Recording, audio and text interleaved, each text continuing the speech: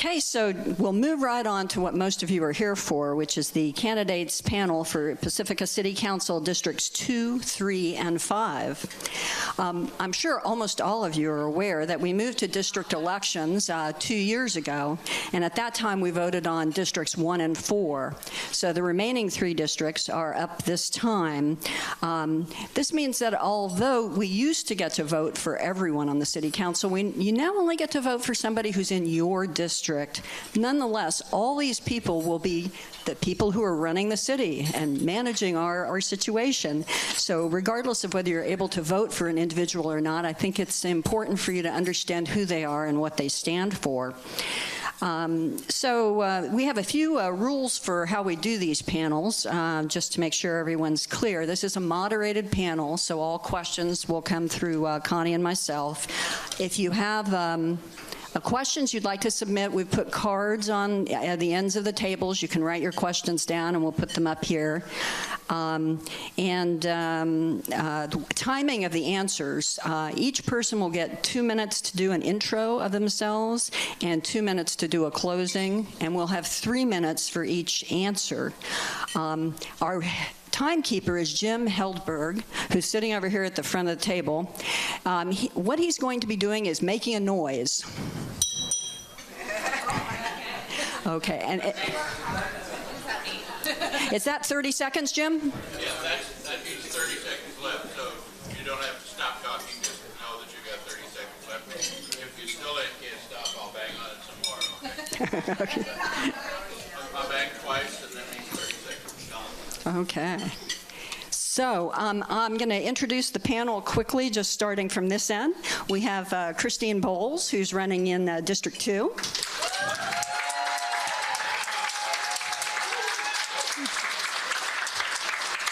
We have Paul Chervatin, who's running in District 5.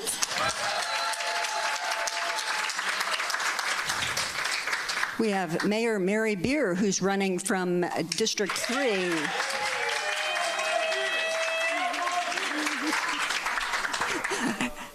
We have Robbie Bancroft, who's running in District 2.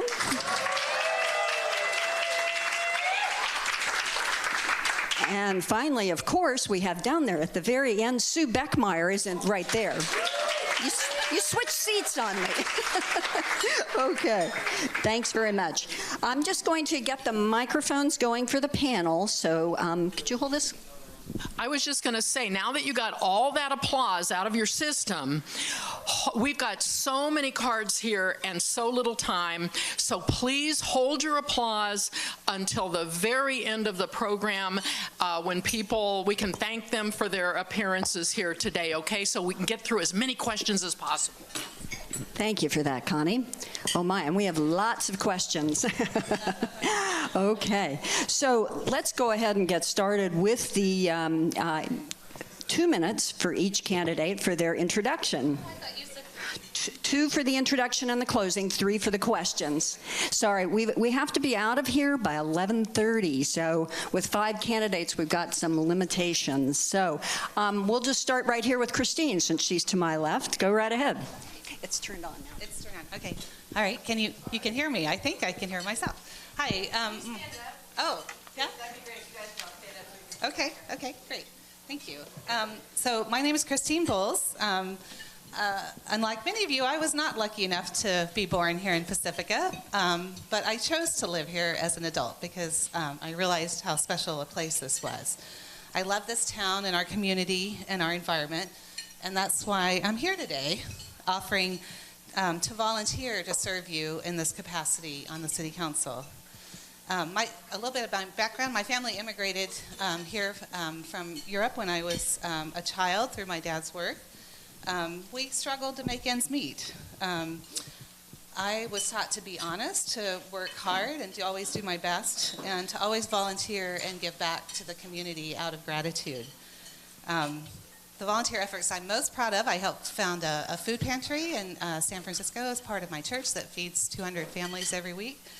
And I started a robotics team with my son, a high school team, mentoring 60 students, and we took them all the way to the World Championships.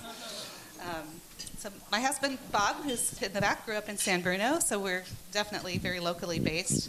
And we would come with our children who are here, Elise and David, when they were young to go to playgrounds, go to the beach, go hiking. And we really fell in love with the community and saw what a great place this was to raise a family, really caring and community.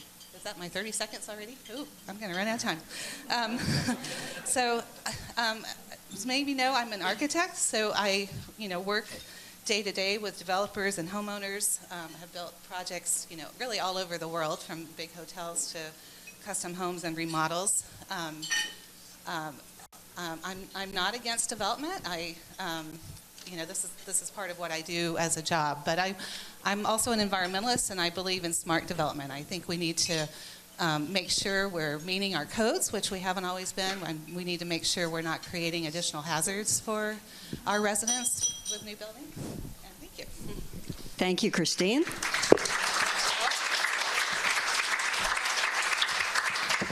Hello. Hello, everyone. My name is Paul Kerberton. I'm running for District 5 City Council. So my wife, Jessie, over here, and I moved to town a few years ago. So just like Christine, I'm not fortunate enough to be born and raised here. However, Jessie and I fell in love with the people here. Actually, that's probably been the best thing about campaigning so far, is getting to meet a lot of the folks in this room and out in the community. Pacifica, of course, is beautiful open space, and we have the ocean, and that's why Jessie and I moved here. So we intend to be here a long time. So I'm running for City Council because about a little over a year ago or so, Jessie and I learned that San Pedro Mountain was slated for development, and we're opposed to this. I also learned that a majority of our current City Council voted in favor of a similar project called Vistamar in the north end of town, and I know that's why Christine has gotten involved. So that's really why I'm running. I love open space. I love the beaches. I love the people here in Pacifica. And I do think that we need to do a little bit of a better job with planning here in town, and that's why I'm running. Thank you. I know everybody appreciates the applause, but if we applaud every time, we're going to run out of time before we get anywhere. So if you could save your applause to the end, I'd really appreciate it. Thanks. Hello? Yeah, good. Okay, thank you. Good morning, everyone. I'm Sue Beckmeyer, and I am running for re-election to Pacifica City Council, this time in District 5. When I ran 4 years ago in 2018, it was a general election. And that meant, as Marianne mentioned, everyone in town voted for 3 candidates. At that time, I received the most votes, and I was very, very honored and humbled for that to happen. Didn't expect it. But I will say that I think the vote count at that time really reflected the work that I've done in this community. I was not born and raised here, but my children were. I've lived here almost 30 years, and like many in the room, this is our place to raise our children. I know it's a good place to raise children because I've spent most of my volunteer life here in Pacifica working on issues related to that, from the library to volunteering in the schools to raising money for music, to keep music in our schools. And our children had no choice but to become band kids because of that. So the reason that I'm running is because I want to continue the work I started 4 years ago. I was motivated to run because there was a lot of talk at the time that we were getting ready to run for election about sea level rise and our adaptation to sea level rise. And it became very clear to me that this was a central issue, obviously, for we who live on the coast. So my approach to that is that we need to have measured, sensible approaches that we can implement over time. That's important to me. I want to make sure that we get our economy underway. Is that my cutoff? Or my 30 seconds? Oh. All right, Jim. Thank you.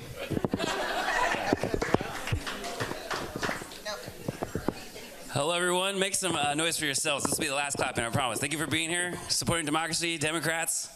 I feel you in my brain. Cool. Thank you. My name is Robbie Bancroft. I'm your City Council District 2. Why am I so much louder than everyone? I guess because I'm used to being on stage. Sorry. I'm running in District 2. I just want to thank you for being here. I want to thank PCT for being here, and for everyone watching at home. This is amazing. I've always dreamt of something like this where we can kind of be at the comfort of our home or be in person. So thank you for this opportunity.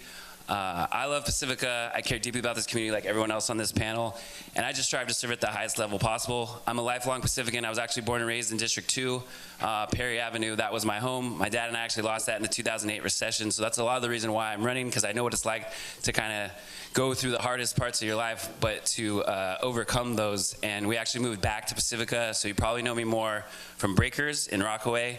And before that, I was actually a data analyst at Google and Apple. So I've kind of lived a few lives, and now this next one is going to be the best one, and it's hopefully going to be your city council representative in District 2. I pledge to help with the deficit. I want to bring more mental health services to Pacifica. We're going to address the high cost of living. We're going to bring more affordable housing no matter what we can do and where we can put it.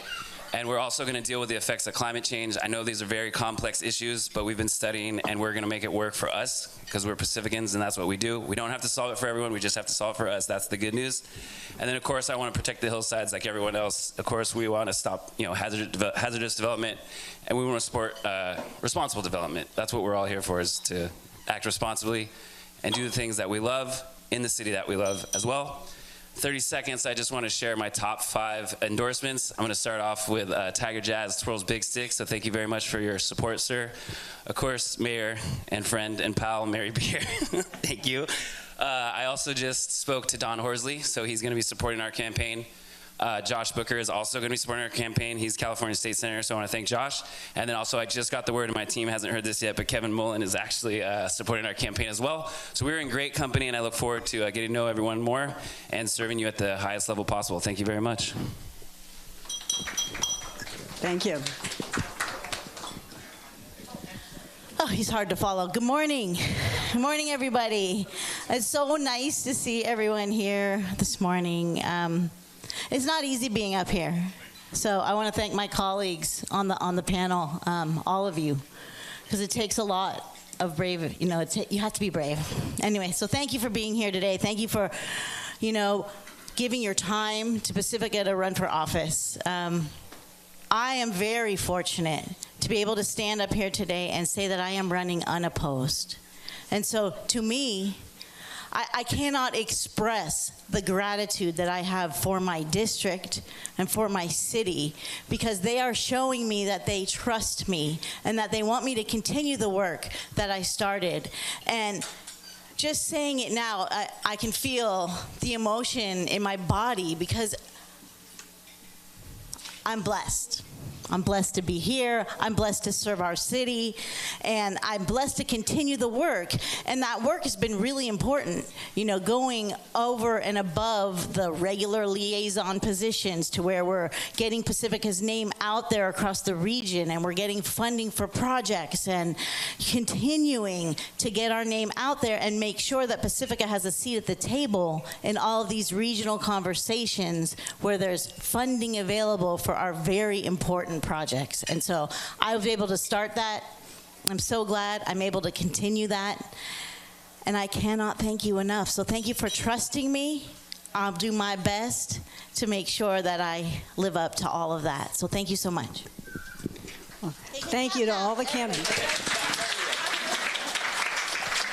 So thank you to all the candidates. And with that, I think we'll dive straight into questions. The biggest category that we've gotten questions in has to do with housing, and a number of those have to do with the regional housing allocation. We have a very large number of units that have to be built. And unlike prior years, there actually is some teeth to this, where we would lose some funding if we do not manage to make this happen in one way or another. So in addition to the regional housing thing, there's also the general issue of affordable housing and how little of that there is. So could you give us your approach to coming up with meeting the regional housing needs allocation and what you would do with that? And you'll have 3 minutes for this, and we'll start this time with Paul.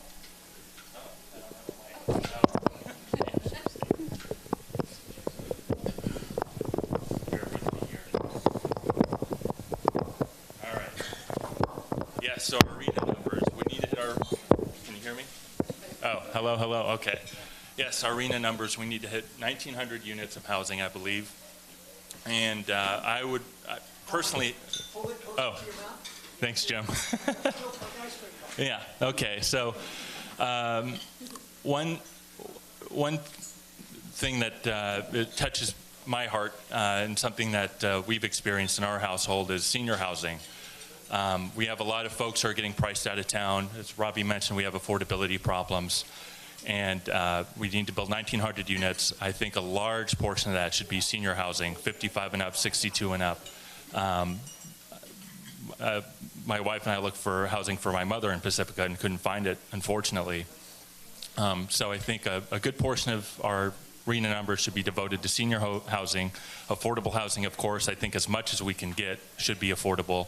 Of course, you have to talk to developers and see what you can get done, because you can't mandate anything to them. But yeah, that's where I stand with that. I think we need to develop in the northern end of town, Sharp Park and north, where we have ingress and egress. And that pretty much sums up my answer. Thanks. Okay, thank you. With that, Sue Beckmeyer. Thank you very much. This is a central question for us. I think Robbie will probably be talking about all this in a minute. But I will talk about the regional housing needs allocation and how it comes about. As you heard, the number that Pacifica has been given is 1,892 units of housing. That's a lot more than any previous RENA cycle. The last RENA cycle was 419. And we didn't build 419. We built 103. Oh, 27, excuse me. Good, thank you, Sue. Yes. And so Pacifica has traditionally not been really big in the building of housing since, of course, right after the war and leading up to the building of the Maintenance Operations Center for United over at the airport. The house I live in was built in 1957. There was a lot of housing production back then, but there hasn't been for the last several decades. So, how would I approach affordable housing? While I agree that there is a need and a growing need for senior housing, I will say we have 5 senior housing locations in town already. We have Pacific Oaks, we have Casa Pacifica, we have Ocean View Apartments, we have the location at St. Good Shepherd, and somewhere else I can't think of right this second. And so what I think we need is some housing for families, affordable housing for families. And what I think is the best way to go about doing that is to concentrate housing near transportation, to look for housing opportunities, increasing our density.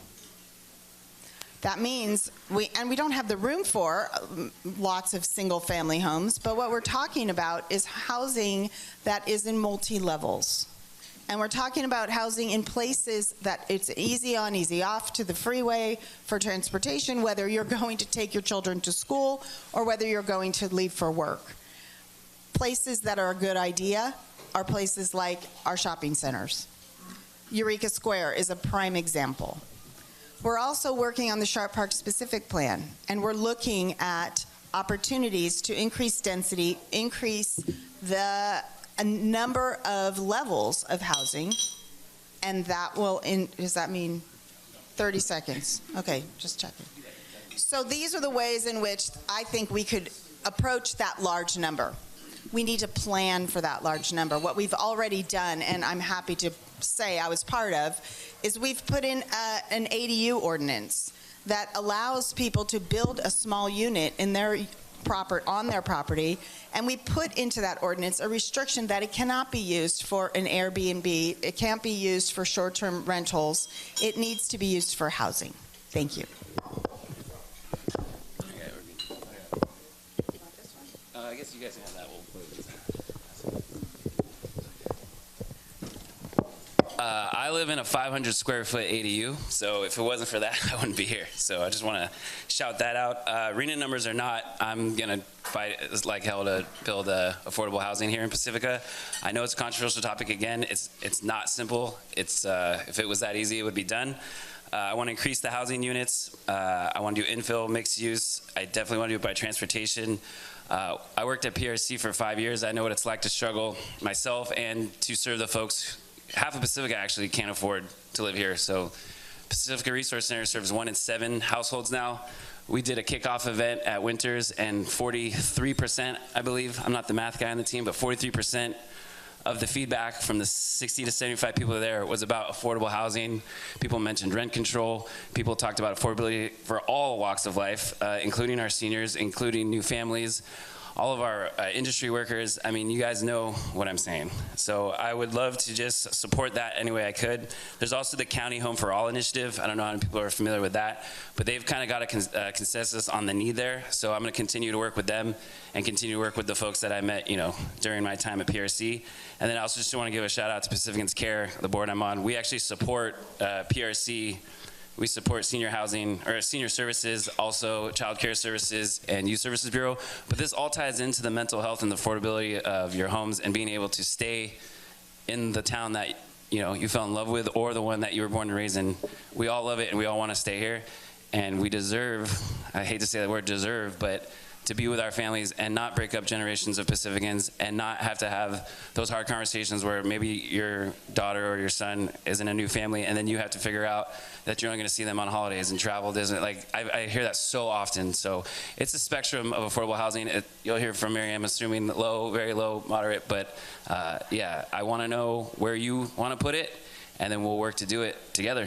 You're going to hear me say that every single answer. We got to do this together. So thank you.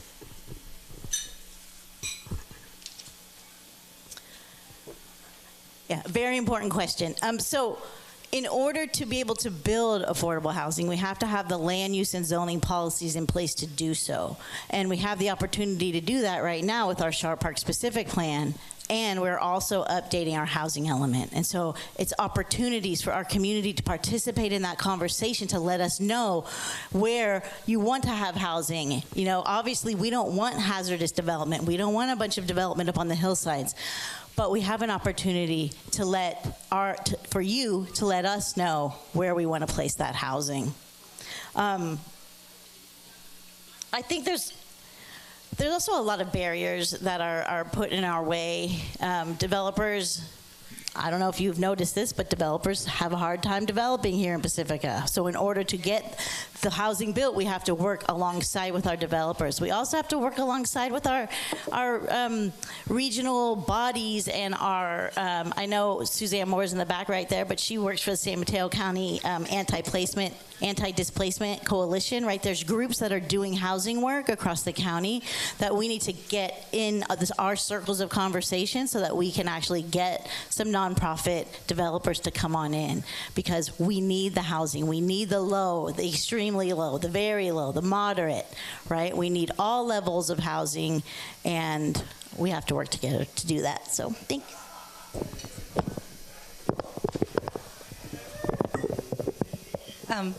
Hi. As I talk to my constituents in District 2, I'm hearing over and over, this is one of the greatest issues facing our city. People are having to leave Pacifica. Our children can't afford to live here. Our service workers, our teachers can't afford to live here. I'm so proud of the project that the school district is working on Odstad, as a way to build affordable housing so our teachers can stay here in our community and be here for our families and our kids. This is a very different world. This is a very difficult problem. I've been very engaged, as we look to try to start meeting these numbers, which nobody's happy with. I think we can all agree that it just seems like a huge burden. We haven't built anything close to this. And we built no affordable housing here in Pacifica for at least the last 20 years. So what we've been doing isn't working. And as my colleagues have said, now there are starting to be sticks that go along with that from the state. We, if we are not building what we need, we may lose local control over our planning decisions. We will lose grant funding to build this kind of housing. They're going to focus on the cities that have a plan in place and that can actually do it. And our track record is already a hindrance to them really believing that we can do this. So we need a very different approach. I've been very involved in the general plan update. That's how I got involved in Pacifica issues, like realizing that our previous general plan was 40 years old and didn't even mention climate change. How can we start to plan until we know what we have here, what our risks are, what our hazards are, what our, sensitive environmental sites are, what our traffic is like, what is that going to do to our city where, people already can't get out of Lindemar, on a nice day. Can you imagine adding all those residents and what that means for emergency evacuation? These are complex problems that need technical skills, which I bring to the table as an architect. And they also bring the need for collaboration and dialogue.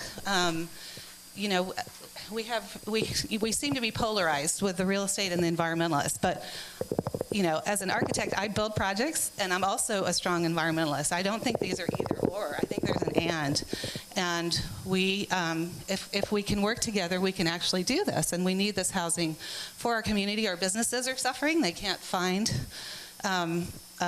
lower paid staff who can't afford to live here, who can't afford to commute here because we have a transportation issue too.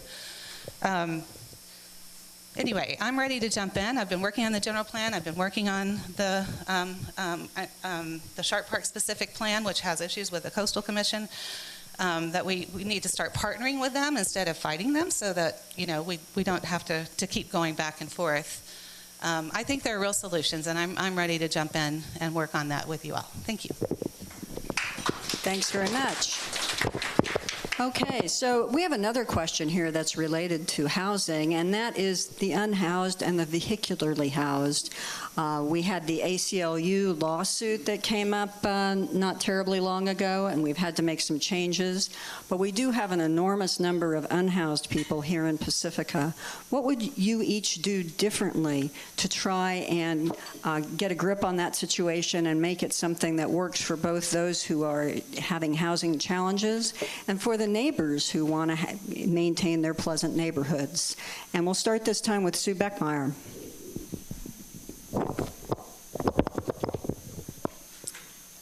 Yes. Supporting the unhoused has been a major, major issue for this council and for our town. And I'm pleased to say that we have made great strides. What we need to do in supporting the unhoused is we need to work with the county. We need to work with the state. These are the agencies that have the funding the funding stream to assist us and to bring forward opportunities for getting people onto a permanent path to housing. We are very, very fortunate to have the Pacifica Resource Center in our community. And I'm grateful to the legions of people who went before who kept that organization going. When it was a tiny little group, they kept it going year after year. Our city has invested in it. And now the county has named it one of the core agencies in the county. And that brings funding. And that is what enables us to have 2 homeless outreach workers to address the needs. I made a call last week, got a call back immediately. They were in the process of reaching out to the individual. Any of us can do that, and we'll get that information out. So the tension between serving the needs of the unhoused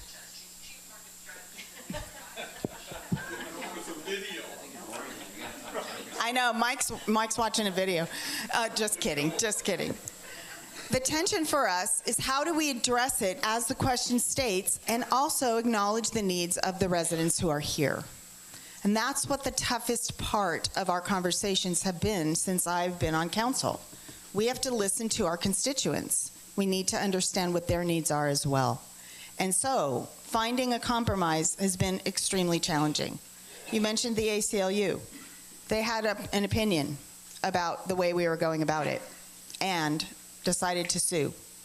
And it wasn't just ACLU, it was ACLU, Disability Rights Advocates, and the Legal Aid Society of San Mateo County. So there's a lot of rhetoric about why did they choose Pacifica, et cetera. The upshot is we've worked through a process, and we now have a way of addressing the needs for a small number of people. We also have an oversized vehicle ordinance that was put in place while I was on council, and I am also proud of that, because that helped us to address the challenges for the neighborhoods, for the residents. And it helped us to help individuals decide if what they wanted was a path to housing, or if they wanted to move on to a community where they can hang out. And luckily for us, it's worked well, and I'm pleased to know that we're continuing to implement. You're going to hear me talk about the Pacifica Resource Center a lot, and I just want to make it clear that I no longer work there. It is a very significant part of my story, so I will always share my story at PRC. I was not a case manager. I was a development and communications coordinator, which means I was in charge of fundraising and marketing. So my job was to raise awareness of the services or raise awareness of the agency, so if you're in a position to support the services, you can give. That was my job. On top of that, it was just getting the word out and raising the money, because for every dollar that PRC got, when I was there, we managed to raise another 17 maybe, and now we have to raise another 21 because the need is so great. But I just want to make sure you're clear that I no longer work there. I want to commend you for saying unhoused and motorhome. These are not RVs, these are motorhomes, these are our neighbors, this is where they live. However, I do not believe that anyone actually wants to live in a motorhome. I don't think any of the residents want people to live in motorhomes. There's just a different way about going to solving the problem, or the issue, I should say.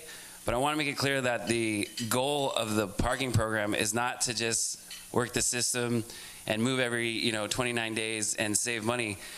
You have to, there are rules. You have to be in the program, and the goal is housing.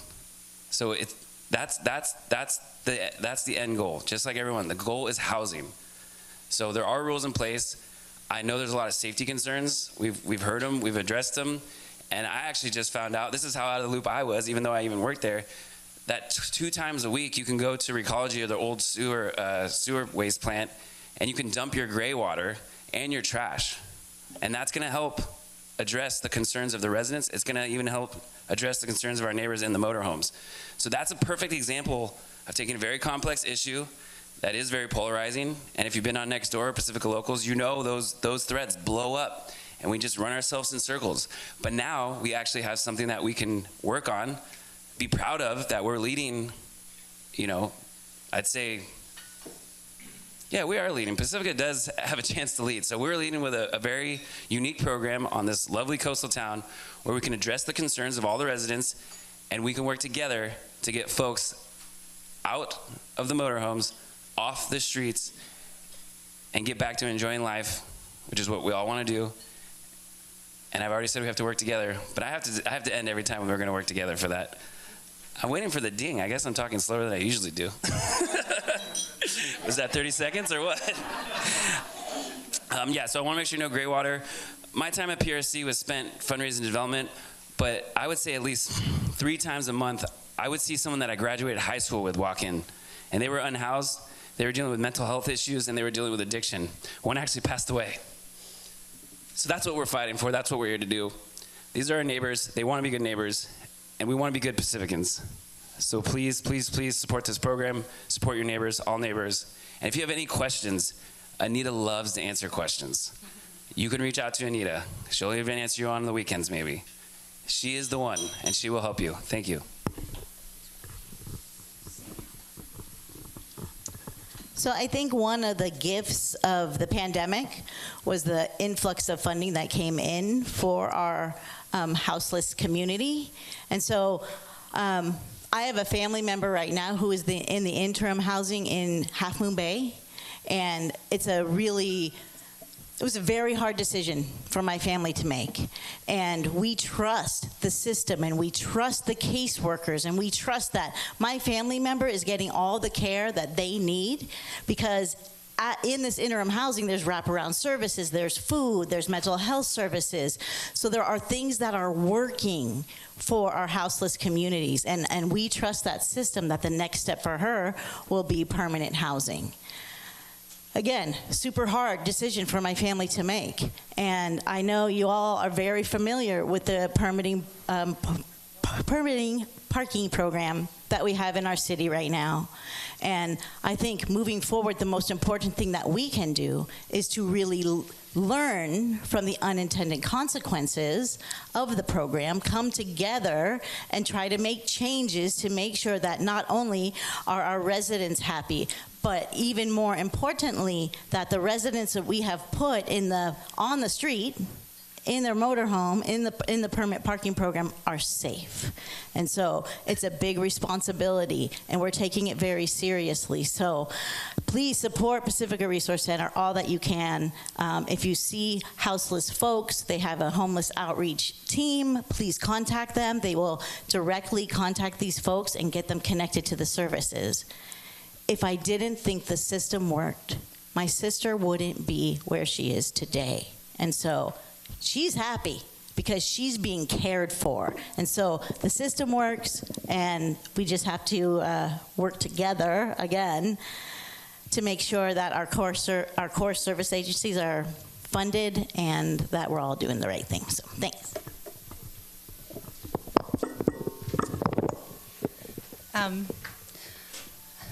This is a really hard topic. I know it's been really hard for our community for a few years now. I understand people's concerns and fears that we need to find solutions that keep all of us safe, those of us who are housed and those of us who are unhoused. Any of us could be unhoused any day, a sickness, a loss of a job. What we need to bring here is compassion. This is our community, and I know we take care of each other, and I really appreciate the safe parking programs that have come out of this. But I'm really upset at how this council has actually handled this issue. There were many people working, like my friend Suzanne, who was really trying to find solutions for a safe parking program before we got sued. And the reason we got sued is because the council voted to separate the issues, a safe parking program and an oversized vehicle ban. And that was discriminatory. We were ticketing RVs for the homeless on Esplanade, but not RVs that our residents parked in front of their own homes. We can't do that. That's illegal. And the decision was a lose-lose because our people in the RVs some of them had to leave. This is in the middle of COVID. It was really a cruel time to be enacting this ordinance. It was also a lose-lose because the people who, rightly didn't want all these RVs necessarily parking in their neighborhood and being afraid, we couldn't enforce the ban for years because of the lawsuit too. So we were stuck not being able to do anything there. And the lawsuit has already cost us close to $1 million. The council just at the last meeting approved $550,000 to pay the other side's legal fees. No discussion, no idea of where this money was coming from on the consent agenda. This is not a way to do our business. We need to think about, sometimes we make mistakes. I'm not criticizing that. I'm sure I will make mistakes, but we need to be critical and thinking and evaluating what we've done and to try to do better. We're facing a structural deficit. Why are we paying legal fees? That's just a waste. We're not helping our residents or our RV dwellers. I'm really proud of, I'm grateful for the Pacifica Research Center. I'm grateful for the county that has a commitment to housing all people. That's really the issue, is that we don't have affordable housing, and that's really what we want to work on. Nobody wants to live in an RV. It's dangerous. I'd be afraid to be hit myself if I was on the streets. That's not the best place to put our vulnerable people. And the program we have is working. Thanks, PRC.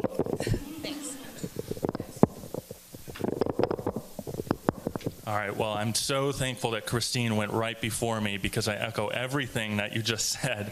I think our legal fees are about $850,000. It's a lot of money, and it's going up. So we have a structural deficit. Once our federal COVID relief money is run out in 2 years, we're going to have a $2 million deficit. We're a small town. We can't afford lawsuits like this.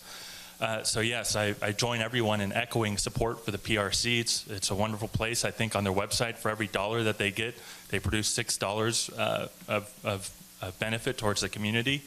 So what is 21? Wow, thank you, Robbie.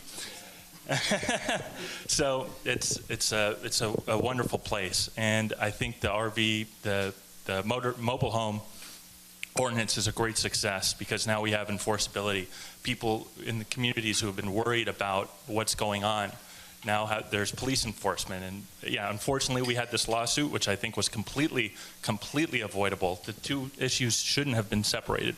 We could have avoided all this money, paying all this money to the other side. So yeah, I just think the fact that we have enforcement, it's great. And again, I just echo everything that Christine said. She hit it right on the head. Thank you.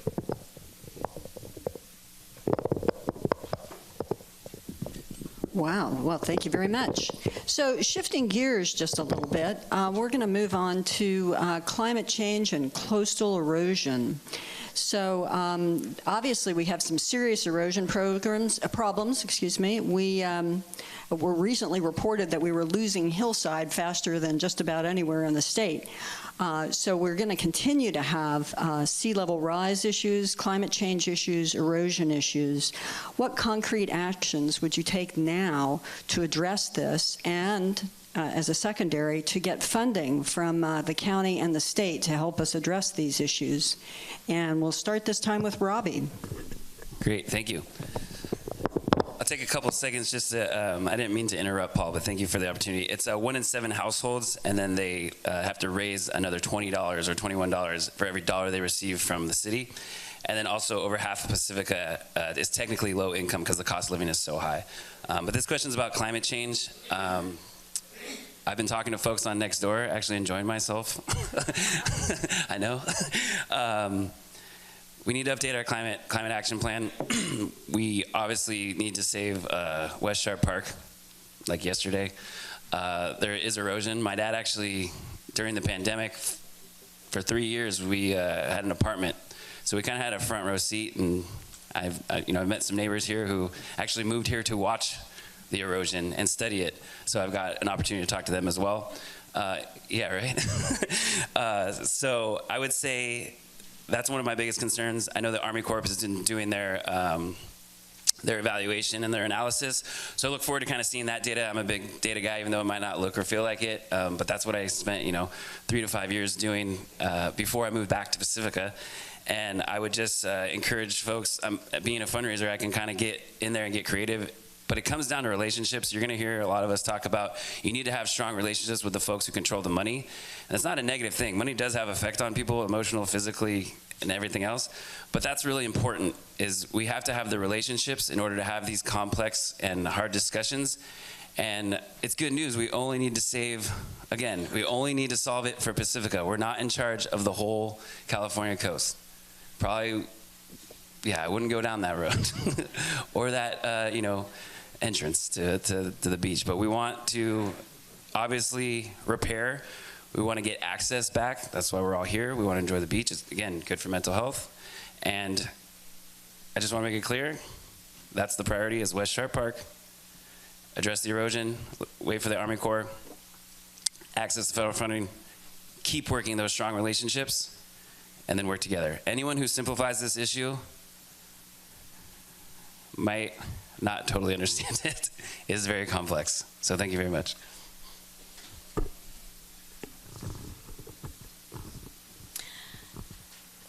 So yeah, we're going to be in the process of updating our climate action plan coming up this year. Again, it's another opportunity for our community to give us input so that we can put in the right policies so that we can move forward and address climate change, because climate change comes in a lot of different ways, right? We're looking at drought, we're looking at fires, we're looking at coastal erosion. So there's many things that we have to address. There's greenhouse gas emissions, which I'm sure we'll talk about transportation in a little while, because that's always one of our buckets.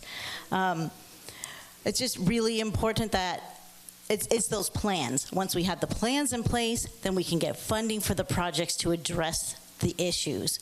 And our local coastal land use plan is still with the California Coastal Commission. We're going to have to work on getting that all in place so that they can certify it, so that we can start working on those projects. I do think it's important that we protect West Sharp Park, but we also have to start looking at what we are going to do when we have to move infrastructure. So those conversations, again, have to happen at the same time, because we're going to have to plan, because eventually we are going to have to move some infrastructure. So the more planning that we can do, the more funding that will be available for those projects. Thank you, Mary, and I totally agree with you there. Climate change is our biggest existential threat as you know, humans, and the creatures we share this planet with. This is my main personal goal for running for council. You know, as an architect, I've worked to promote green building and electrification and so forth for decades. And I realized that I can't do as much, you know, one project at a time as I could in a city to help rewrite ordinances, to help look at new, larger projects that are being built, to help work with other agencies to help solve these problems. My kids and I, they watched An Inconvenient Truth when they were about 6, and I think I was not a very good mother, because after that, my son would go around, is this going to be underwater? Is this going to be underwater? Is this going to be underwater? I mean, our kids are afraid, and this is we have not done our job to leave them with a planet that is in good shape. I'm disappointed with this council. Our climate action plan dates from 2014. We were supposed to measure our emissions every year and have a report. We have not done that for the last 4 years. So I don't think this is a priority, not that I've seen, you know, coming out of our current council. We need to work on REACH codes. Half Moon Bay is such a great example for us to follow. They've just approved laws that all new projects have to be all electric. We can't keep using gas and fossil fuels. The science is clear there. And I'm working with Peninsula Clean Energy. We actually won an award with our house. We've been giving tours and trying to actually lead by example. All talk is good, but we need to lead and bring our community around to actually solving these problems together. Funding, we need a lot. And we, as Mary said, we can't keep fighting the Coastal Commission. Our local coastal plan has been sitting in limbo for years now. We have not addressed in that plan actual adaptation and long-range planning, and that's what's really holding it up. We can't just bury our heads and hope that it goes away. We have to proactively address these issues. And we're not going to get funding if we don't acknowledge our issues and start working that way. There's an exciting new bill in the state, SB 1078, that is hoping to provide a revolving loan program to be able to purchase for the state to provide funding to purchase vulnerable properties and then rent them back to the residents who live there. So you get your money, you don't have to leave, but when it comes time, we may have to make changes in that area. Esplanade and Manor are, you know, the worst for these issues. So we need to address them. Thanks.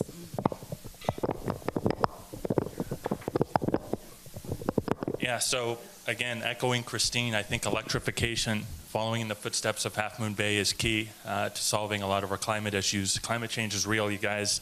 I think the biggest issue, one of the big issues I have with City Council right now was the recent sewer rate increase, where was it 10 or $20 million was put forward to a seawall in West Sharp Park without planning. That's fine. If we want to do that, we've got to talk about it as a community. We can't be sneaking things in with a sewer rate increase. So planning is key. We've got to plan. We have to plan for the future. Climate change is real, and we've got to decide, what are we going to do? Are we going to armor? What are we going to do? So I would just say planning is key, and we can't be sneaking things in other bills. Thanks. Are you ceding the rest of your time to me? Yes. Because I could use it. I could use it. On this issue, I could absolutely use it. All right. while the question is climate change, and I'm going to be really try to mind my time, Jim. While the issue is climate change, the question specifically addressed, what are you going to do about sea level rise and erosion? What concrete actions are you going to take to address the issue? And how will you attract funding? Well, pleased to report, I am working on the issue. I have attracted funding, and these are concrete solutions. So, it was mentioned that our general plan was 40 years out of date. Well, we have updated it, this council. All the councils before, since 40 years ago, didn't get it done. We did. We got an LCP into the Coastal Commission. Yes, we are working through a process with them to have them accept that draft so that it can be approved. The thing that I'm frustrated by is the continual statement that we need to stop being adversarial to the Coastal Commission. We work with the Coastal Commission every day. Right now, literally a week ago, I came back from the Coastal Commission meeting. I was there as part of the Coastal Cities Group, a statewide group I'm vice chair of. We're working on a phased approach to local coastal plans. The reason Pacifica's local coastal plan wasn't updated and in place is because it takes a lot of work. When you let it get out of date for a really long time, it takes even more work. And so the phased approach is about updating an LCP every 10 years so that we can take advantage of the best available science. The Ocean Protection Council data is coming out next year.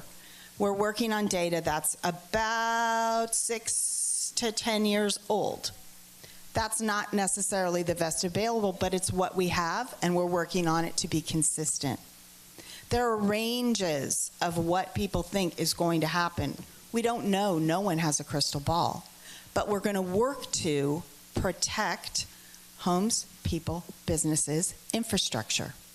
The $10 million that was put into our sewer rate increase is to protect our wastewater infrastructure that's still located at the former wastewater treatment plant. That infrastructure brings the sewage from the entire north part of town to our wastewater, our state-of-the-art wastewater treatment plant in the quarry. The plant that uses no chemicals whatsoever. Pacifica was a leader on this.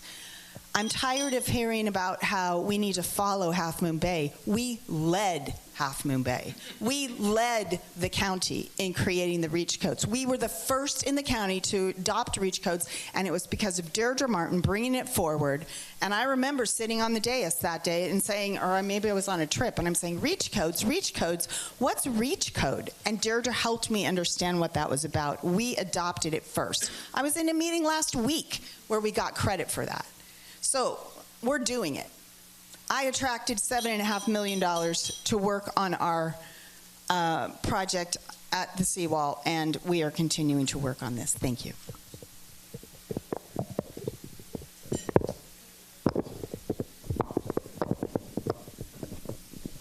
Okay, so moving on, we've already started to refer to the fact that Pacifica has considerable fiscal challenges. And there are several elements to that. We obviously need to do some economic development and business promotion, so if you could tell us how you would support that. Additionally, there's a sales tax measure that's going to be coming up on the ballot. Do you think this will help? Do you think it will pass? Do you think it's enough? How would you get Pacifica to fiscal sustainability? And we start this time with Mary Bier. I knew I was going to have to answer this one first. I knew it. You know, it's nothing new that Pacifica has a structural deficit. It didn't just happen. It didn't happen because of legal fees. It didn't happen because of capital projects. It has been happening all along. And so along the way, our staff has had to present a balanced budget by cutting away at things and cutting away at things. And for years and years, so this is nothing new. So yes, we need a tax measure. Do I think it's enough? No, I don't. No, I don't think it's enough. Do I think it'll pass? Yes, if we have the support from the community, we're going to need it. But this is an all hands on deck situation, right? We have to promote our local businesses. We have to create more events to bring people into town. We're looking at a parklet on Palmetto where we can have music and food trucks and things like that, where we can bring people into town. You know, we don't have biotech here. It would be good for us to have biotech here, because the other cities are really benefiting from that kind of tax base. So we also have to attract the right kind of businesses here. Then we have to actually have the land zoning policies in place so we can build mixed-use development so that we can actually house more businesses. So it's really complex, and we have to do it together. So get out there, support your local businesses, make sure that everyone knows about our local businesses, and then do what we can to pass that tax measure, because it'll get us where we need to be for a while. I don't think it's long enough, quite frankly, but we got to do what we can. So thanks. Again, yeah, going the other way. I'm just so excited about this one. Sorry. I agree with Mary too, and while I think sales tax measures are actually regressive and not in the best interest of our community, because they mostly affect our low-income residents who are already really struggling to survive. I do think we need this tax measure. This deficit is new this year. We've had ARPA funds that has allowed the council to keep going, but we can't operate on a $2.6 million deficit. We can't keep cutting. Our staff is overworked. I met with Lisa Peterson, the Director of Public Works, last week. She's telling me, you know, they have so many open positions. Staff is doing the best they can. They, you know, are working hard and working long hours. She herself works 7 days a week. This is not sustainable. This is not the way to run a city. And it's something we've struggled with since we've been incorporated. It's difficult because we're a long, spread out city. We have a lot of infrastructure to maintain. So our costs of doing business and even surviving, as a city are high.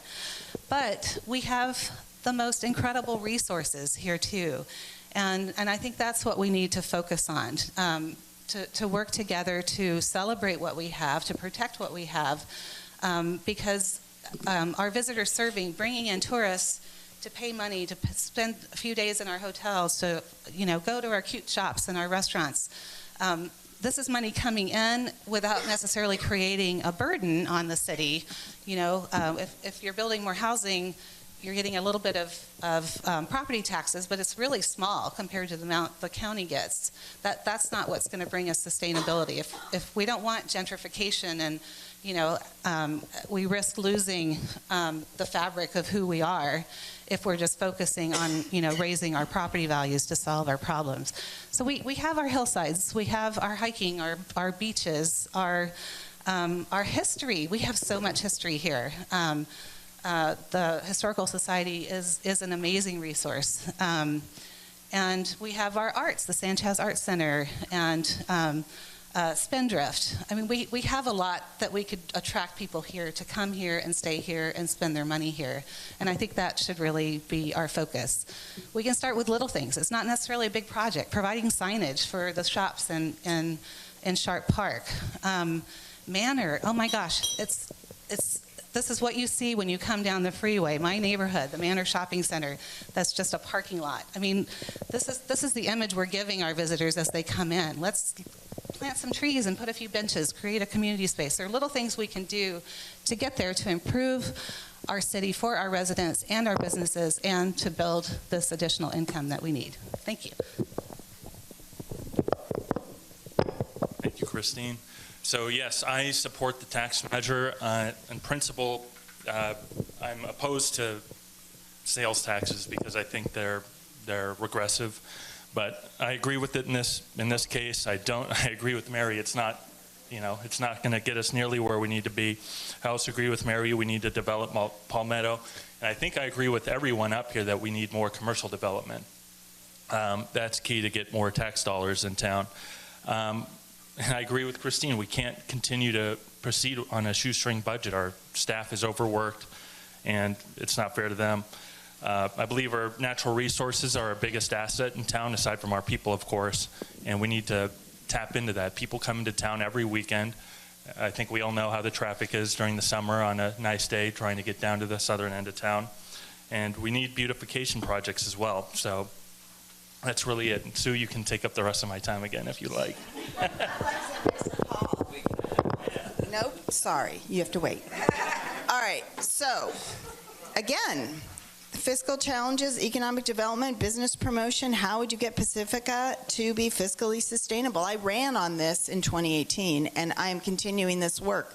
This is critical. We have to have our fiscal feet under ourselves because we can't keep plugging our budget holes with one-time funds. That's what we've done traditionally. It's what you do at your house. If you don't have money to make the bills, what do? You pull it from the savings account. We can't keep doing that. So I've heard this phrase used before about the area down at Palmetto and Francisco as a failed plan to improve the area. Have you been down there lately? It is not a failed plan. What's happening is organic growth, investment by small business people, and there is a vibrancy down there that I haven't seen in 30 years of living here. So, yes, we need to plant some trees and put up benches. That's called the streetscape project that we did down there. We need to also improve the park area that is on the south end of the promenade, and we're doing it. In fact, we just approved the funds to put in the little climbing structures that are going to go in and then be able to be moved when we finish the reinforcement of that entire area, the entire seawall, leading to the berm, leading to the golf course, because we're going to protect and utilize those recreational assets. So we're doing the work. Another place I'd like to point out is Pedro Point Shopping Center. Have you seen it lately? When I was first getting out of having young babies, that place was a dump. It was a mess. It was awful. It was embarrassing. And if Pedro Point can improve the way it has, I have every confidence that Manor will improve. Absolutely, 100%. But it goes to the theme of what was said earlier, and I completely agree with. We have to work together. The big challenge is we have to work with private property owners. It's their property. We can't tell them, make it nice. They have to want to make it nice. We can support the effort, and that is what we're doing. So we're moving forward economically, and supporting local businesses has been a key component of that. The blessing of COVID was the money that we've been able to help our small businesses with. It's not enough. I get it. We're going to hear about it in a second. I have every confidence.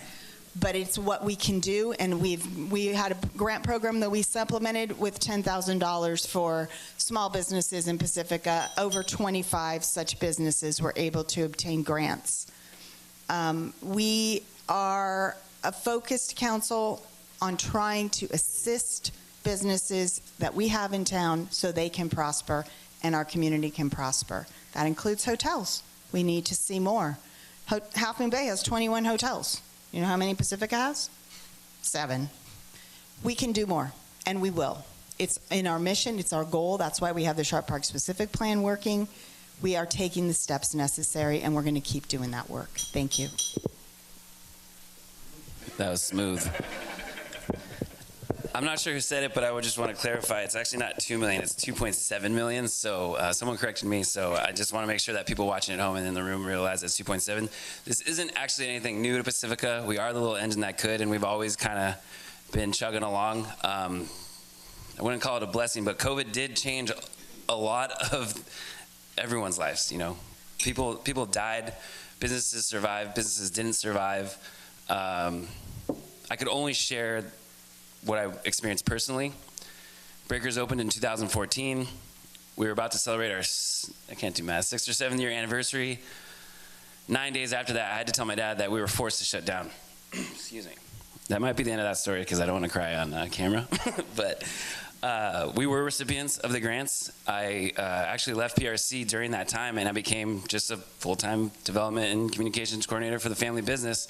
And we were the recipients of the PPP, which is, paid for by tax dollars. We actually got 2 of them. The San Mateo County grant was great, and we were also recipients of the RRF, which was specifically for restaurants, because those are kind of the backbone of communities. So the beautification, the parklets, Main Street in general, the reason we all don't go down there is because there aren't a lot of restaurants. That's what brings the families there. That's the heartbeat. That's what keeps it going. That's what gets you into the Royal Bee. That's what gets you into all the shops, into Intertwine. Like, Cafe Pacifica is doing great. We need 5 more of those. And we need them to be open maybe past 8, because the whole city shuts down at 8 o'clock. How do you have a Main Street if everyone's at home, So I'm gonna continue to work with those folks. A lot of those folks are behind me, whether they're supporting me publicly or they're trying to stay out of politics, like we all try to do, except for now. So that's the kind of thing that's driving me, is my real life experience, realizing growing up, we never had what all the other cities had. We went to Belmont to play baseball, and I thought I was in like freaking Disneyland. It was the nicest thing I've ever seen in my life. And we won, and everyone's like, where did Pacifica come from? That's just Foggy and Taco Bell. But we're more than the Fog, and we're more than Taco Bell. And I'm tired of hearing that. I know the cantina is cracking, and you can get, a yardstick, but we need to support our local businesses, Taco Bell included.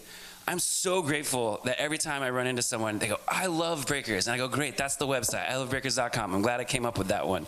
But that's what we need to do, is support local 100%. That's not going to get us even. So that's why the city council decided to do the tax measure. As far as I'm concerned, and what I believe, the tax measure goes to keeping us safe, goes to the infrastructure. It goes to the Lisa Peterson staff, who's at 40% capacity, by the way. We're all talking to the same people. They were working their butts off to keep us safe and to keep us operating.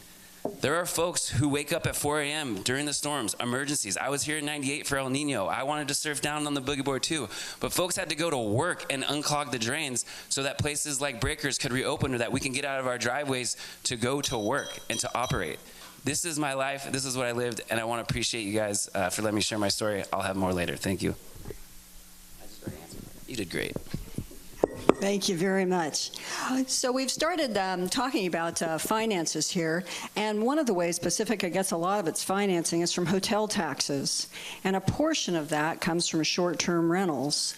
Short-term rentals are obviously very controversial. Many California cities are reducing or eliminating them, and many of the problems with short-term rentals are not things that wind up being reported to the police. They're things that affect day-to-day quality of life, but aren't of sufficient gravity to be reported to the police. So I'd like to know what each of your positions are on short-term rentals. Do you think they should continue at the level they're at? Should they be increased? Should they be reduced? And how do you manage the quality of life issues that they create? And let's see, this time we start with Christine. Thank you. This is actually something I've been working on with our council and advocating for a fresh look at our policies for short-term rentals. I got contacted just before Christmas by Louisa, who lives down on Esplanade. She had lived in her apartment there with a roommate for over 16 years. She was 70 years old and got an eviction notice that her landlord wanted to do construction on her space. Her neighbor had just been evicted, same owner, duplex building, and he was converting it to an Airbnb. This is happening more and more in town. We're losing our housing stock, and a lot of this is really our affordable housing stock for people like Louisa. It's a problem. I'm not against Airbnb. I like to travel and use Airbnbs all over, but there needs to be a balance. And other cities have enacted ordinances to limit them as well for these very reasons. Half Moon Bay, for example, San Francisco, limiting them to owner-occupied and or only 60 days per year, so that we don't have investors coming in paying $200,000 or $300,000 over asking, but bidding raising the cost of housing and outbidding our residents who want to live here to create a business that's taking advantage and honestly putting hotels where they shouldn't necessarily be in residential neighborhoods, and that's causing problems for our community as well. We need our hotels, we need our transit occupancy taxes from them, and the fact that the city hasn't actually, they're just starting to work on this now, but when I went with Louisa to research the issue at the city, I was told that only 40 short-term rentals had been approved. This was at the end of the year last year. If you look at Airbnb, there's sites. There's more than 300. So we're lacking in enforcement. We're lacking in ability to get people to apply for permits. They're not necessarily paying their transit occupancy taxes, so it's actually an unfair advantage against our hotels. Yeah, it's something that we need to look at. And the council has started. The Planning Commission and Christian Murdoch was starting to look into it, and they're starting to raise those numbers. But again, I think we need a new look, a new fresh look. What do we really want for Pacifica? And we need to protect our housing stock for our most vulnerable. Thank you.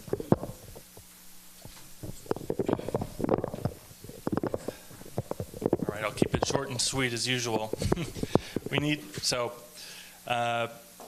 Short-term rentals, I think that what we need to do is just enforce our current ordinances. As Christine mentioned, we have a number already, but if you look online, you'll see Airbnb numbers are far outpace what they're supposed to. This adds to our affordability issues, and we're losing our housing stock, so I would actually propose a tax on vacant houses that investors buy and just let sit. It hurts our affordability, it hurts our numbers, so we need to tax that and support our hotels. So, as usual, that's it for me. And Sue, take it away. Thank you, Paul. Yeah. All right, yeah, this is a tough issue, and it's one that we're actually working chiefly because of citizens approaching. We did have a report on the short-term rental ordinance about 3 months ago-ish, and truthfully, it was the first report we'd had since passing the short-term rental ordinance. That goes to the fact that our staff have a lot on their plates, and truly, in all honesty, prioritizing the general plan and the Sharp Park specific plan and these items did come ahead of this. However, it's squarely on our radar now. As I mentioned, I was at the Coastal Commission meeting, and one of the things that we have a challenge in working with them on is their interest in having as many short-term rentals as possible in the coastal zone. They don't want housing in short-term rentals. They want short-term rentals in short-term rentals. In other words, like a hotel. To enable, I mean, as we all know, the main, and we all support, the main goal of the Coastal Commission is access to the coast. Low-cost, visitor-serving access to the coast. And that's what a short-term rental likely provides. When I was there, the item that I took great interest in was in Malibu, and it had to do with short-term rentals. And there is some question as to, is the short-term rental the least cost affordable visitor serving? Not sure. That's some of the data that we're needing to look at. What we know from the heat map that was produced for our report is that we have a lot of them in the Sharp Park area and in Pedro Point. So we need to address these and look very closely. I think the biggest issue that we're hearing about and that we're facing, and we are not alone, is very much happening in all coastal communities, but all communities, and it's that whole home rental. It's when, as Christine alluded to, when someone purchases a home and flips it right away for a short-term rental, and, you know, frankly, lies. I've had constituents talk to me about the lies that the buyers have told them to their face. Oh, you have kids? I have kids too. We're going to move in. And they never move in. Never. That is not okay. And so this is why I initiated a month ago, 6 weeks ago, a discussion for the council, and it will be coming before us. I asked for August. We can't have August. I have to accept that there is a full docket. It will be September. And I'm interested in a moratorium. I want us to tap the brakes and figure out where we are and what's going to work and what's not going to work in our community. So that is in process. It may interest you to know, if you don't already, that the temporary occupancy tax is charged in short-term rentals. So that does generate the revenue that the hotels generate. Thank you.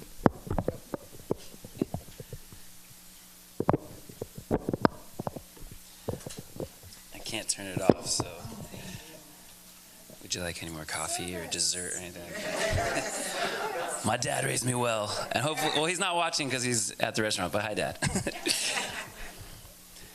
I also forgot to mention in the last question that I grew up in the Manor Shopping Center. My mom is Gladys. She actually owned Coastside Critters, so I grew up in small businesses my entire life. She actually used to feed me dog food in order to sell it because it was so safe that she'd feed it to her kids. So I want to make sure the Manor Plaza hears me. I'm with you. We're going to work on that. It's just a little, I know the struggles there. So we are primed for the picking, Pacifica. Everyone has discovered us. The internet exists. I'm a good bridge between the Industrial Revolution. I remember writing cursive and pen, Miss Tabor, 6th grade, Pacific Heights. You're gonna need this when you get into high school, when you get into college. We're typing now. We're online. Everyone's connected. So I am the bridge between the Industrial Revolution and this tech boom that is not a boom. It's here to stay. Uber, DoorDash, they're here to disrupt, and they claim that. It's no different than Airbnb. They feel like they're providing a service. They feel like they can help communities. They feel like they can give access. They feel like this is their mission and this is what they're going to do. We have to work together, as we said. We have to have rules in place, obviously. I read the same thread and I got the same emails as Sue. We need to keep our Pacifica families in Pacifica. Supply and demand, basic business. We have way more demand and not enough supply. Airbnb is a player in that. Overseas investors are a player in that. But also the self-proclaimed YIMBYs and the NIMBYs, they also have a role. So we all have a role to play in that. There are effects when you put on rules. I've heard some council members talk about housing prices, property rights, so we have to take this all into consideration. We have to sit at the table, we have to talk to people with different viewpoints. That's what I'm doing, that's what I have been raised to do, and that's how we've succeeded in life, in career, over at Breakers. You gotta be able to take criticism, you gotta be able to see how it affects the economy, the environment, and it's gotta be equitable. So a lot of these issues kind of are rooted in the same values. So I just want to make sure that the people watching at home and the people in the room know that our priority is Pacifica families and all that entails. And again, Pacifica is primed for the picking, but we're going to have a strong council that is going to be able to work together and make sure that we keep Pacifica families in Pacifica. I said it 3 times, so you know it's true. I'm waiting for the ding. Let me see if I have more notes. That was pretty good. Cool. Yeah, I just got a big circle around affordable housing and a big underline over Pacifica families. So thank you so much. Appreciate it. That was 30 seconds, or was that it? I gave you my time. Oh, I thank you. So I think the one thing that is so extraordinary about being in groups of people is that we can have thinking partners. And so when Paul got up and talked about this tax for vacant households, my ears like, yes, I want to talk about that. Thank you for bringing that up. We have very brilliant minds here in this room. And if we're listening to each other, then we can get things done. Sue, thank you for bringing it up about the moratorium. I can't wait for that conversation. I live in Valleymar. And around the corner from me is a house that was flipped and is now an Airbnb. It is so disruptive in my neighborhood. Just last night, you can hear people, they come in, they party, they got the whole house, and then they're gone. Right? But it's really disruptive and it's uncomfortable because we don't know who's going to be in our neighborhood and we don't know who's going to be next door every Thursday, Friday, Saturday, Sunday night. And so it's something that we really, really need to look at. Again, what Christine was talking about, the registry, like we have to make sure that all of those places are accounted for, so we're collecting the tax. But really, we need to just stop and take a look at our housing supply, and what's actually out there, and how many Airbnbs and our VRBOs. I mean, there's so many different ones out there, and it's hard to keep track, especially when we don't have a dedicated staff person to do that work. And so that's really important. If we had a dedicated staff person working on that, we would have all the information we needed, but we don't. And so moving forward, you know, some of our staff are going to have to put time in to do that. And so, yeah, I don't like the Airbnb in the house in my neighborhood. I just don't. Thanks very much. Very interesting topic. So going on to another quality of life issue, this has come up over and over again, fireworks. There's going to be a non-binding resolution on the ballot this year to stop selling fireworks in Pacifica, but part of that is driven by many people believing that the safe and sane fireworks actually lead people to bring unsafe and insane fireworks to our neighborhoods, thinking that, well, that's okay. So this measure, even if it was binding, doesn't really address the big issue of dangerous fireworks. Just recently, we had a fire on Roberts Road, where I live, from illegal fireworks. So one would be, do you support the ban on fireworks selling in Pacifica? And the other would be, what could be done to try and reduce the use of illegal fireworks in Pacifica? The fact that we haven't had more fires is extraordinary, and with the climate change, chances are we will have more fires. So we'll start with you this time, Paul. Oh boy. Well, I guess I'm glad that it's on the ballot with all of us here coming up in November, so we can put it to a vote. Yeah, I don't know what to say about the illegal and unsafe fireworks that are coming into our community. I'm obviously opposed to that. I don't think that's a controversial position to take here. But enforcement, making sure that that doesn't happen, is certainly something I agree with. But I'll just leave it with, I'm happy it's on the ballot. And yeah, some sanity is needed. Paul doesn't know what to say. I do.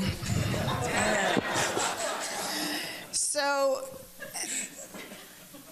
as you pointed out, it is a non-binding resolution. But the purpose of what's on the ballot is so we can find out what the community wants. What does the community say? And do I support? I support what the community says. That's my commitment. I'm going to say that, yes, the big problem is the illegal fireworks. And here's the challenge. It's a big problem in every community, not just ones that sell safe and sane fireworks.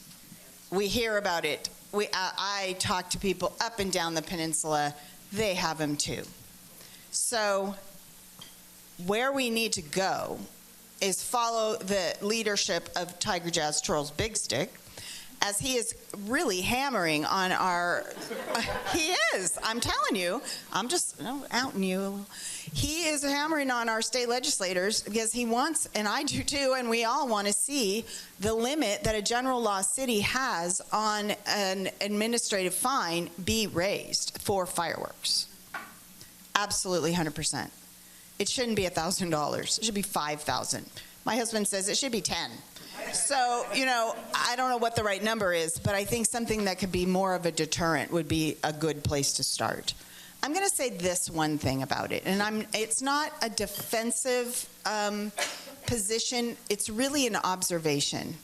It was my observation that people were a little bit more reined in this year than they've been. You may not agree, depending on your neighborhood or where you were, but I believe in the goodwill of people, and I think most people know we're in a fire hazard zone, fire hazard space right now. It is dry, and, you know, I'm not sure that was accurate, but it just was my personal observation. So, what can be done to reduce the use of illegal fireworks? Increase the fine, increase the enforcement. Pleased to report, and there'll be an official report coming forward, that there were more fines levied this year, both for individual use as well as hosting a party, which is very interesting because there were fewer law enforcement that we needed. So that's good. It's working. It needs to work better. I'd like to investigate what other options there are for us to be able to get law enforcement to the locations they need to be. And I also want to, explore other ideas, because we have to be ready, the planning issue, if this vote goes the way it might go, what's the alternative going to be? Because we do have, I forgot how many, 20-ish something community groups that depend on those funds. And they need a plan to help them replace those funds if we aren't going to sell fireworks in this community any longer. That's baseball. That's Pacifica School Volunteers. That's, music programs. That's any number, sports programs all over the place. And that we want to make sure that those needs are taken care of as well. I think that's really all I had to say. This issue is also very near and dear to my heart. When you grow up in this town, you know that you got to fundraise. And I think that's the backbone of, I said backbone a couple times, but that's really what started my fundraising career. I used to sell chocolate as a Pacifica National Little League All-Star. We did the fireworks booth. I played football for Terra Nova, but actually Pop Warner. It's fundraising is key. Boosters are key. The parents are key. You're already getting hit up from your school, from PEF and everyone else, and we see you coming into the restaurant. We try to give as much as we can. That's half the reason why I joined the organizations I do, because I wanted to make more of an impact and get more of the money into the hands of the people that need it. So we did that at PRC, and now we're doing that with Pacificans Care. The pros and cons of fireworks make this a complex issue. It does fund a lot of our organizations, a lot of our nonprofits that I was a part of, and it's also a celebration. So we need to be mindful of why people are for it and why people are against it. So I'm going to choose to listen to our community. I've been door knocking, I've been getting a lot of feedback, and I will share that publicly within the next week or two. The cons are fires. People are losing their insurance. I saw Lynn Adams on the way out in. Lynn? Okay, sorry. I was going to give her a shout out. There's trash. We talked to her college. We talked to Chris Porter. There's so much trash. It's great that we have the Pacific Beach Coalition because they're on it in the morning right after. So we can work together on both sides, whatever the community decides. This has been up 2 times at least, and it's been a 60-40 vote, I believe. So we'll see what happens, and no matter what, because I'm a professional fundraiser and I enjoy doing it, I like to say I put the fun in fundraising. I've raised at least $3 to $5 million for our community in the last 5 years. And that's not just through PRC, that's not just through Pacificans Care. I work with Pacifica School Volunteers. I work with Marion, we produce podcasts and we get creative. And the internet is a tool. You just decide how you use it. Most of you in this room have donated to my birthday fundraisers and the PRC. So there is a way to raise money from the comfort of your home without blowing off your hand or without starting fires. I put out 2 fires with my girlfriend just in Manor in the eight blocks that we walked, and I know some of you, and I know where you live, so don't ruin it for the rest of us, because I will come there. And maybe I have to be unbiased until, I can't come there, yeah, because I can say whatever I want. So please just don't ruin it for the rest of us, and if for some reason, you do decide that it's time for them to go, I promise you I'll be the first one there to come up with the coolest laser show drone thing Tiger Jazz presents, and I will fundraise like there's no tomorrow, and we can celebrate all year. It doesn't even have to be on the 4th of July. So thank you very much.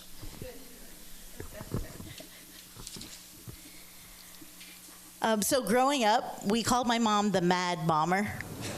I mean, we had celebrations, huge celebrations. Matter of fact, after she passed away and we were going through her room, we found M80s and M100s and bottle rockets. Like, she loved to blow things up. And so, but that's how I grew up, right? And it was fun. But times have changed. And it's not as fun, it's not as much fun anymore, right? We have people with PTSD. Everybody has a pet now, everybody. Very conscious about that. Putting it out to the vote again, We'll see what happens. Again, I know it was a little big discussion between council members because, you know, we put it on the ballot already before. So we'll see what happens with the ballot measure. I just got an email not too long ago from Cindy Abbott, and she gave us some information about laser shows and firework buyback programs, which I think is very interesting. And so there are new ideas coming to the table how we can still have celebrations.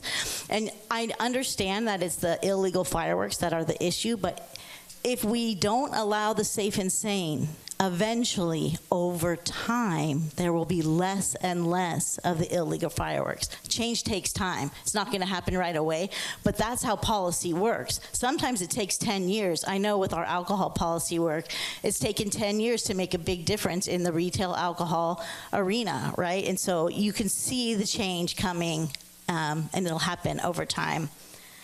As far as the fundraising goes, you know, when I think about all the groups that are making money from the fireworks stands, so many that I am connected to, Oceana High School, Pacifica School Volunteers, softball, I just became a booster at Terra Nova for my niece. Like, all of these groups make money off of fireworks. I think we can come together and make just as much, and as Robbie said, if not way more, for these groups, you know.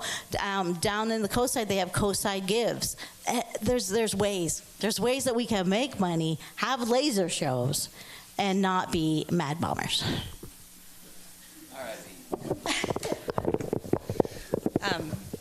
Really great comments from everyone so far.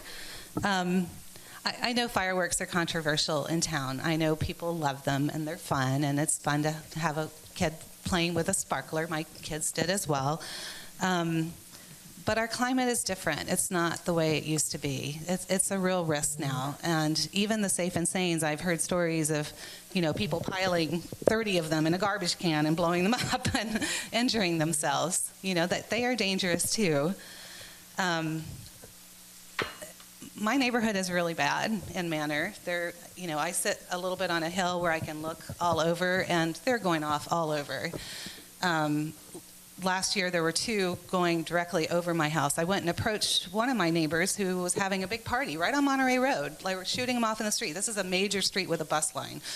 And they're launching illegal fireworks. And I went and said, you know, this is illegal. You know, you can be fined $1,000, you know, and go to jail for 6 months. That is one of the other options that we're not looking at, which is on the table right now. And you know what they said to me? Is that all? It's not enough. I agree with our council members. If one house catches on fire, that's multi-million dollars. That's way more money than, you know, our kids in our schools are earning. You know, personally, I feel really strongly about this, and it's not just fire, but it's also the toxins that we're releasing into our atmosphere that make their way to the ocean. You know, I love our beach coalition and totally support them, but this is an unfair burden we're placing on them, and toxins are still getting into the ocean too. You know, last year I listened to the report from the police, you know, a few months after, and, you know, they said how many fines they had given. I thought it would be a lot more. I mean, I think there are ways that a lot of these are repeat offenders. So if we have an address and we know where they're going, you know, we can station police and firefighters close to those, because I know we have to catch people in the act. It's not something you can just report and say they haven't done it. So I think there are different ways that we can approach it. I'm really excited about the new police chiefs advisory panel that was created, bringing in I think it's 13 residents from all over town to help our police brainstorm and solve issues, to be a voice in the community and see if we can bring some other ideas to the table. I think the sale of fireworks, you know, it's only 3 cities that sell them. There are other ways to raise money for our schools. It's also a bad example we're teaching our children, right? We're teaching them that we can destroy our environment for a short-term profit. And it's our schools that are benefiting. So I think we really need to struggle with the ethics of that as well. So I support the ban, but I will listen to our community, and I continue to work with police and fire to make sure we are creating a safe community. Thank you. Thanks very much to all of you. I really admire the fact that you're willing to run for positions like this, given the incredible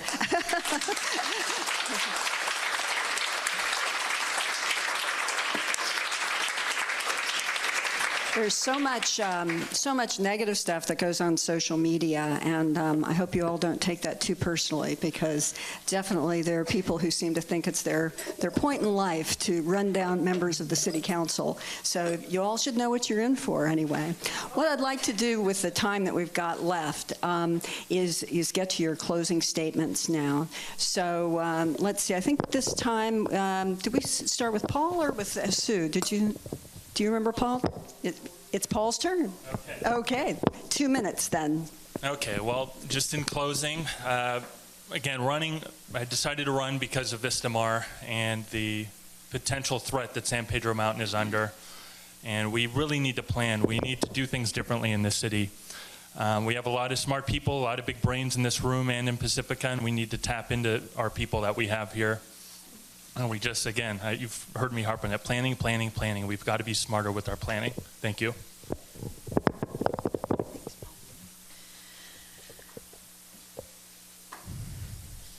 I always try to be concise. I'm not always successful. I'm running again because I want to continue the work that I started 4 years ago. The work that we undertook, that our council has undertaken and continued from the previous council, it takes longer than 4 years, for sure. Developing the relationships that Mayor Bier spoke of was very important. We didn't have a lot of that in place when I ran. It had been in place in the past. It kind of lapsed. And it was super important for us to get back onto committees, to get back involved at the county level and at the state level, and working with our legislators, because it's been pointed out, and it's absolutely the case, Pacifica cannot do it alone. So I'm really happy to state that I've done that work, and I'm continuing to do that work. Working with our former Senator, Jerry Hill, well, that work continues with Josh Becker. Not long after he was in office, he worked with Kevin Mullen and awarded $7.75 million to Pacifica. $7.75 million to work on our pier, to work on our Esplanade project, and there's going to be more where that came from. The support from Jackie Spear has been incredible, but that comes because of connections and working with her to keep her apprised of what we're doing. And that is she partnered with Anna Eshoo. So Anna is now our congresswoman. She's continuing the work with the Army Corps of Engineers on behalf of Pacifica. Maintaining relationships is really important. So I want to continue the work, and I want to help Pacifica be a happier and healthier community. I want to welcome visitors here. I want to increase our economic base by having a stronger visitor-serving economy. And I want to protect people, homes, and businesses. We're going to focus on our infrastructure. I see Ray Mueller's here, and he is very committed to working with us, and I am looking forward to working with him as our new District 3 supervisor. So we need a priority list for the coast of infrastructure problems, and Pacifica, I'm trusting, will be at the very top. So working on those issues, they're tough. We don't have the funds, but that's why we have to plan, and we are planning. That's what the general plan is all about.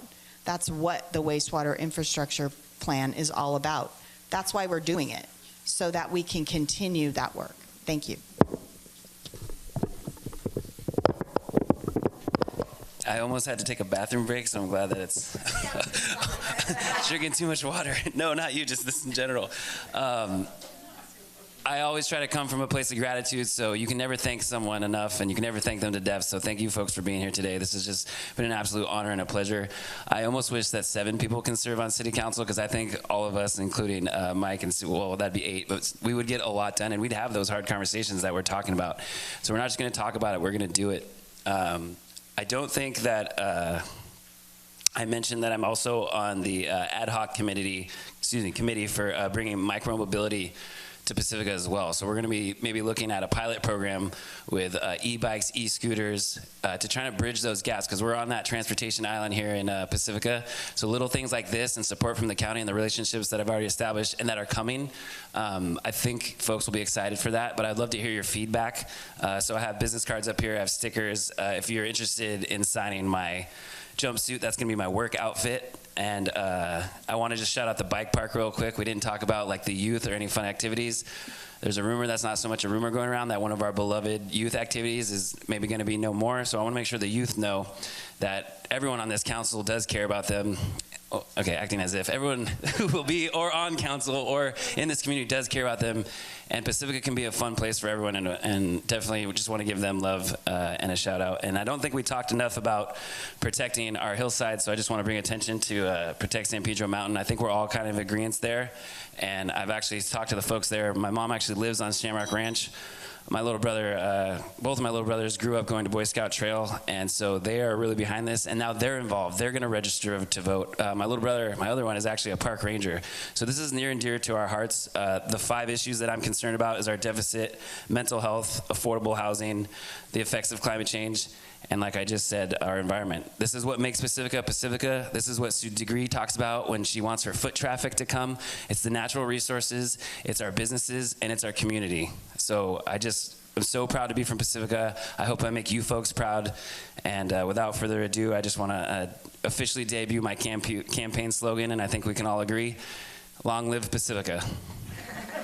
Thank you very much.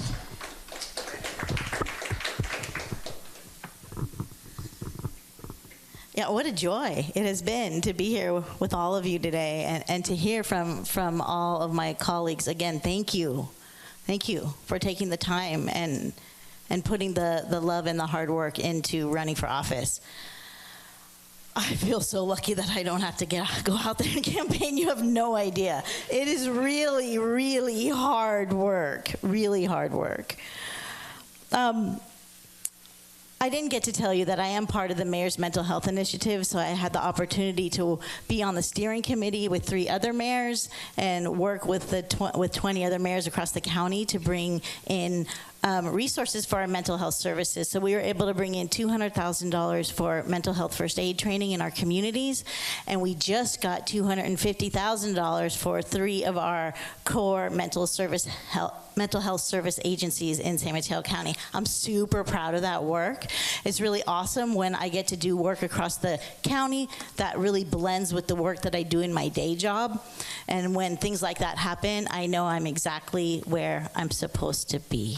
And so I am supposed to be serving you, and I am supposed to be representing District 3. But please know that when you have an issue in District 3, don't just talk to me, because we all have a vote.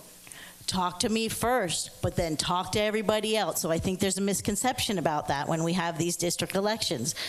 Everybody has a vote, so please make sure you reach out to everyone, because that makes a huge difference. I want to shout out really quick to Andy Lee, who's here from Jefferson Union High School District, because they were able to build beautiful staff housing on their property, and some of my friends at work have actually moved in. We need to make sure we support our school districts in their staff housing, so thank you, Andy, for leading the way. I know it's just awesome work. Again, serving Pacifica has been the biggest honor I've ever had. I'm so happy I get to continue, and I know that my mom has her pom-poms out, and that she's super proud.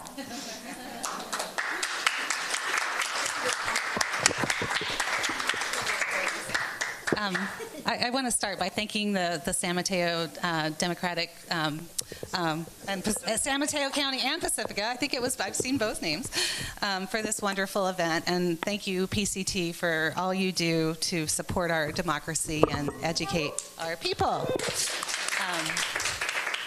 The question I have for our residents is whether you feel our government is reaching out and listening to you, whether you feel that their decisions are in your best interest, and whether they're managing our resources well. I think we can improve, and I want to hear your thoughts and ideas. I've been engaged in City Council and Planning Commission meetings for a few years now. I know the issues, and I've been actively working to solve them. I'm not a politician, I'm a problem solver. I study issues and ask hard questions so that we can fully understand our issues and possible solutions.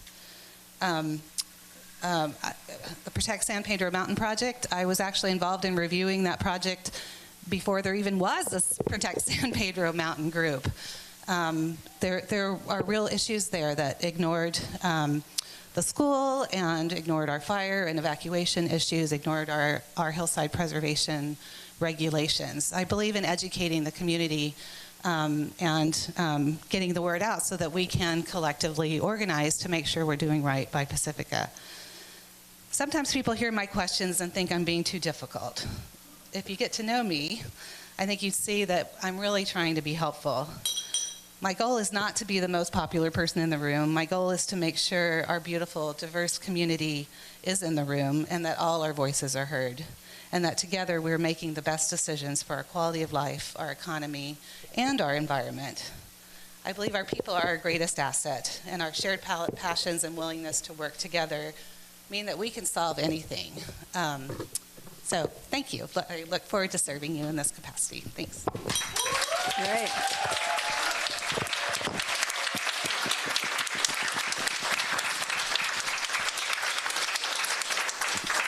Well, I was just going to ask for a hand for our candidates, so thank you all very much for doing that.